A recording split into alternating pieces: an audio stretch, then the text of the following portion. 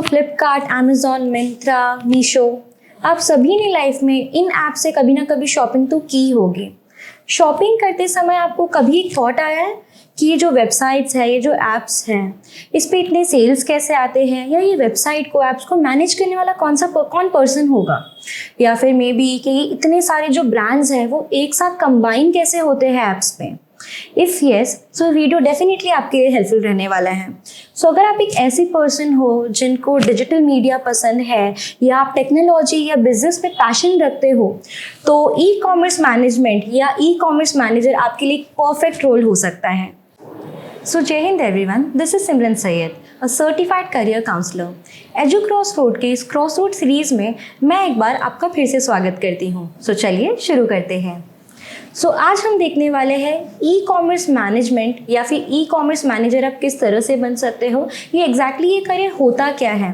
सो ई commerce manager का ये जो रोल है बेसिकली वो सारी चीज़ें इंक्लूड करता है, राइट फ्रॉम कंपनी की ऑनलाइन सेल्स किस तरह से चल रहा है, जो कॉम्पिटिटर्स है वहाँ पे नए ट्रेंड्स क्या आ रहे हैं, उनको डिजिटलाइज कैसे हमें प्रमोट करना है डिजिटली, सोशल मीडिया को ट्रेंड्स को कैसे समझना है, एंड ओवरऑल ये सारी चीज़ें स्मूथली रन हो, ये उनका काम होता है।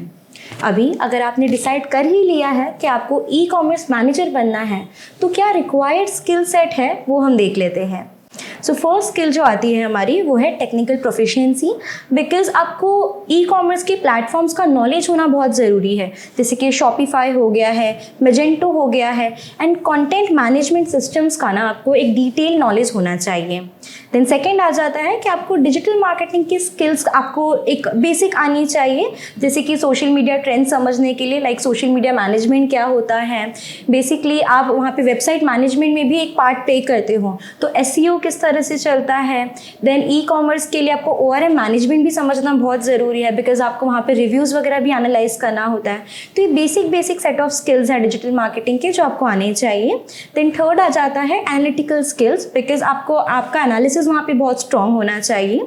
फोर्थ आ जाता है प्रोजेक्ट मैनेजमेंट, बिकॉज यहाँ पे आप डिफरेंट प्रोजेक्ट्स पे काम करते हो। आपने भी देखा होगा फ्लिपकार्ट पे बिग बिलियन डेज आते हैं, इस तरह से अलग अलग ये जो वेबसाइट्स होती है, ऐप्स होते हैं, वहाँ पे कुछ ना कुछ ये ट्रेंड्स चलते रहते हैं, तो पर्टिकुलरली आपको प्रोजेक्ट्स पे वर्क करना होता है।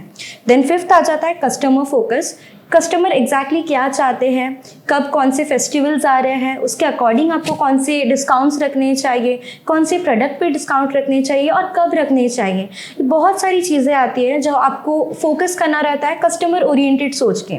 सो ये एक हमारी स्किल है। देन सिक्स आ जाता है कम्युनिकेशन स्किल्स। इसमें आपका कम्युनिकेशन जो स्किल है वो आपका written as well as oral काफ़ी स्ट्रॉन्ग होना चाहिए। अब हम देखेंगे कि इसमें एजुकेशनल रिक्वायरमेंट्स क्या है। सो बेसिकली एज सच कोई रिक्वायरमेंट आप इसके लिए कुछ अलग से कोर्सेज तो नहीं होते हैं, बट डेफिनेटली जब आप डिग्री कर रहे हो तो वहाँ पे बैचलर्स में अगर आपके पास एक बिजनेस की डिग्री है या मार्केटिंग की डिग्री है या फिर आईटी और रिलेटेड फील्ड में अगर आपने अपना ग्रेजुएशन किया है तो आप वहाँ पे आपको ज़्यादा प्रेफर किया जाता है। मास्टर्स डिग्री की बात करूँ सो आप MBA कर सकते हो जो मार्केटिंग में फोकस करे, या फिर आप डिजिटल बिजनेस में MBA कर सकते हो। देन अगर आप सर्टिफिकेशंस की बात करते हो तो कई सारे रेलेवेंट सर्टिफिकेशन कोर्सेज होते हैं, जैसे कि गूगल एनालिटिकल सर्टिफिकेशन होता है, HubSpot कंटेंट मार्केटिंग सर्टिफिकेशन होता है, फेसबुक ब्लूप्रिंट सर्टिफिकेशन होता है, as well as certified E commerce professional CEP नाम का भी एक सर्टिफिकेट कोर्स होता है जो आपके लिए हेल्पफुल रहेगा अगर आप ये कोर्सेज करते हो तो।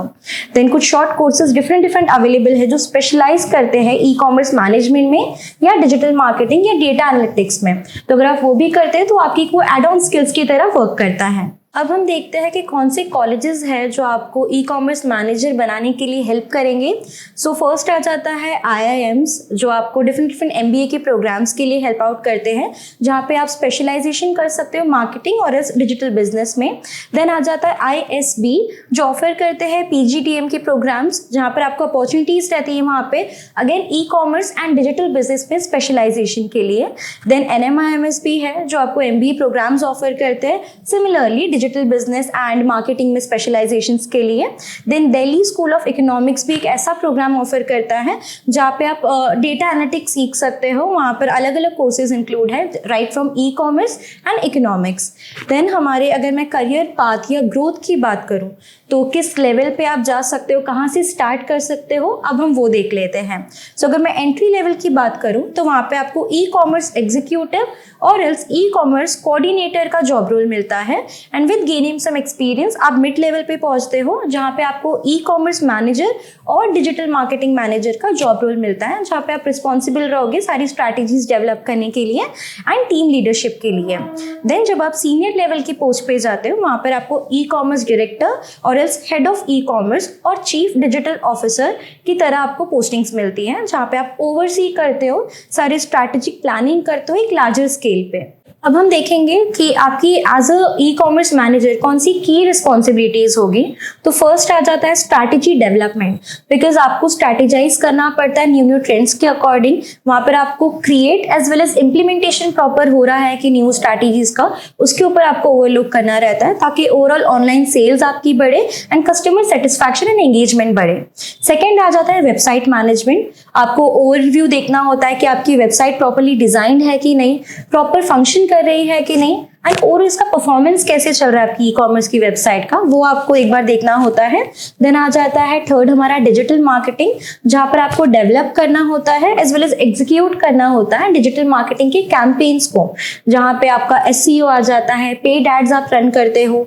ईमेल मार्केटिंग यहाँ पे बहुत इंपॉर्टेंट प्ले रोल करता है, बिकॉज आपने देखा होगा कि जब कोई भी ऑफर्स आते हैं, अभी अगर हमने कोई भी ऐप इंस्टॉल किया है तो वहाँ पर हम ईमेल तो अपने ऐड करते ही है, तो कभी भी कोई ऑफर्स होता है या अगर हमने कोई प्रोडक्ट को कार्ट में डाल के रख दिया है, परचेज नहीं किया है, तो हमें अगेन एंड अगेन कुछ ना कुछ ईमेल्स आते रहते हैं, तो हमारा उससे फोकस बढ़ता है कस्टमर्स का। तो इसीलिए ईमेल मार्केटिंग बहुत इंपॉर्टेंट रोल प्ले करता है। देन आ जाता है हमारा डेटा एनालिसिस, जहाँ पे मॉनिटर करना होता है आपको और एनालाइज करना होता है कि वेबसाइट पे प्रॉपर ट्रैफिक हो रही है कि नहीं, सेल्स का डेटा किस तरह से जा रहा है एंड ओवरऑल कस्टमर के रिव्यूज किस तरह से आ रहे हैं। देन आ जाता है कस्टमर सर्विस, जहाँ पर हमें इंश्योर करना होता है कि हमारे जो कस्टमर्स हैं उनके फीडबैक्स पॉजिटिव हो, और अगर नेगेटिव हो भी रहे हैं तो कैसे हम उसको रिजॉल्व कर सकते हैं एंड हमारी पॉजिटिव रिव्यूज को हम इंक्रीज कर सकते हैं। देन आ जाता है सप्लाई चेन, जहाँ पर आपको कोऑर्डिनेट करना होता है डिफरेंट ब्रांड्स के साथ, डिफरेंट मैन्युफैक्चरर्स के साथ, कि हमारे वेबसाइट पे वो आए और अपने प्रोडक्ट्स को डिस्प्ले करें, जिससे हमारा भी बेनिफिट हो और उनका भी बेनिफिट हो। देन आ जाता है वेंडर मैनेजमेंट, जहाँ पर हमको मैनेज करना होता है रिलेशनशिप्स अपनी अलग अलग ब्रांड्स के साथ एंड वेंडर्स के साथ। अब बारी आती है इस चीज़ की कि मेजर एम्प्लॉयर्स कौन है या मेजर करियर अपॉर्चुनिटीज़ कहाँ कहाँ पर आती हैं। सो अगर मैं फर्स्ट बात करूँ तो लार्ज ई कंपनीज है, जैसे कि अमेजोन है, फ्लिपकार्ट है, मिंत्रा है, पेटीएम मॉल है, स्नैपडील है, जो न्यूमरस अपॉर्चुनिटीज़ रिलीज करते हैं एम्प्लॉयमेंट के लिए। देन रिटेल चेन्स भी होते हैं, जैसे कि रिलायंस है, फ्यूचर ग्रुप है, टाटा क्लिक है, तो ये सारी अपॉर्चुनिटीज़ भी उनको एम्प्लॉयमेंट के लिए जनरेट करते हैं वहाँ से भी। देन थर्ड आता है टेक कंपनीज एंड स्टार्टअप्स, जो ग्रोइंग स्टार्टअप्स होते हैं जो फोकस करते हैं इनोवेटिव कॉमर्स सॉल्यूशंस पे, तो वहाँ पर आईटी सेक्टर्स में काफ़ी जॉब अपॉर्चुनिटीज रिलीज होती है। देन कंसल्टिंग फर्म्स आ जाते हैं जो digital transformation and e commerce consulting services के लिए रिक्वायरमेंट वहाँ पे होता है एम्प्लॉयज़ के लिए। अगर जो सबसे इंटरेस्टिंग पार्ट आ जाता है दैट इज सैलरी, कि आपको एक स्टार्टिंग लेवल पे कितनी सैलरी मिलेगी, मिड लेवल पे कितनी मिलेगी, अब हम वो देख लेते हैं। तो जब आप स्टार्ट करते हो तो पर एनम आप 4 to 8 लाख एक्सपेक्ट कर सकते हो सैलरी रेंज। जैसे ही आप मिड लेवल पे पहुंचते हैं तो वहाँ पे आप 8 to 15 lakh per annum expect कर सकते हो। एंड सीनियर लेवल पे जाने के बाद आपकी जो सैलरी रेंज होगी that will be around 15 to 30 lakh per annum. सो आज के लिए बस इतना ही। अगर आपको डिजिटल मार्केटिंग के बारे में या फिर एसईओ के बारे में, या अगर आपको मे बी दूसरे कोई भी टॉपिक्स के बारे में अगर आपको इन्फॉर्मेशन जाननी हो, तो हमारे एजुक्रॉस रूट के चैनल पे हमने न्यूमरस वीडियोस उसके लिए बनाए हुए हैं। एंड अगर आपकी कोई फीडबैक्स है, कुछ डाउट्स है, तो आप अपने कॉमेंट सेक्शन में वो मेंशन कर सकते हो, सो दैट नेक्स्ट वीडियो में हम वो डाउट्स को क्लियर आउट कर सकें।